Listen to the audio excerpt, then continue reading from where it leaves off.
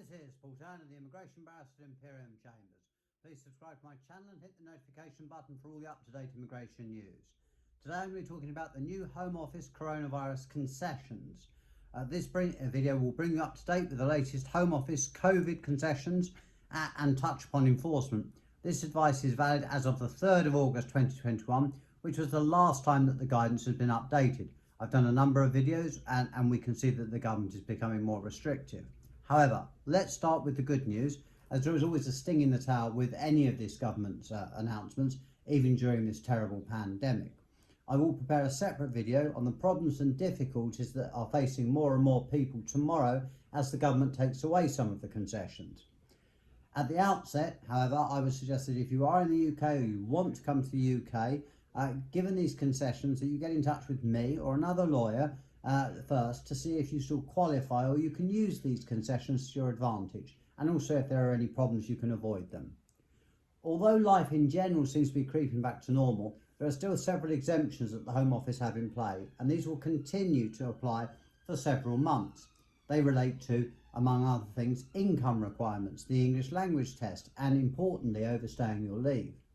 These concessions are highly important as the Home Office usually applies the rules with no exceptions, and the courts have supported this. So please make the most of them while they last and while they're still in force.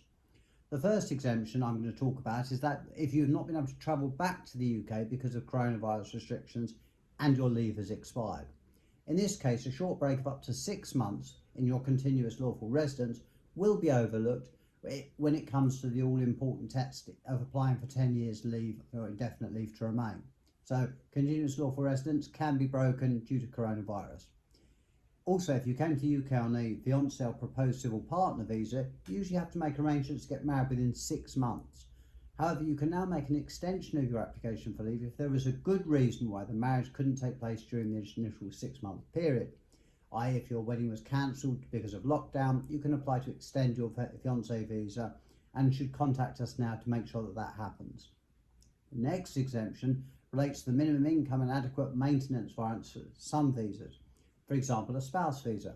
If you've experienced a loss of income due to the coronavirus up to the 31st of October 2021, the Home Office will consider your employment period for the period immediately before the loss of income. What does that mean?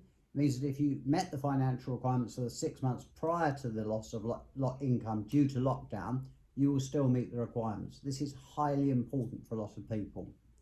Furthermore, if your salary was reduced because you were put on furlough, the Home Office will consider your income as being 100% of your salary rather than any reduced rate that you've been paid.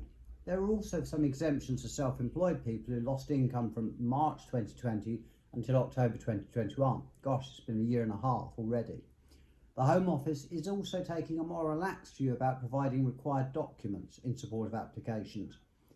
Previously, it used to be you had to provide the specified documents or it would be refused. That's not quite the case, but you need to take advice. And also they're being more relaxed if you can't take the English language test. This is all good news and somewhat surprising that it still continues to be the case, given the attitude generally of the Home Office towards migration and granting visas. It is, however, very important that you take advantage of these exemptions now, and especially before October, or before the Home Office changes their mind on them again. It's highly likely that they will, if the virus doesn't continue to increase or it decreases in certain countries, it's likely that they will get rid of these concessions.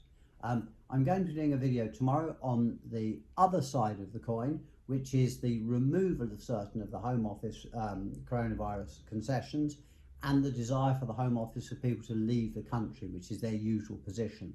But I thought today I would just concentrate on the good news. There is good news. There is a lot more flexibility in making applications, and I can help you with them.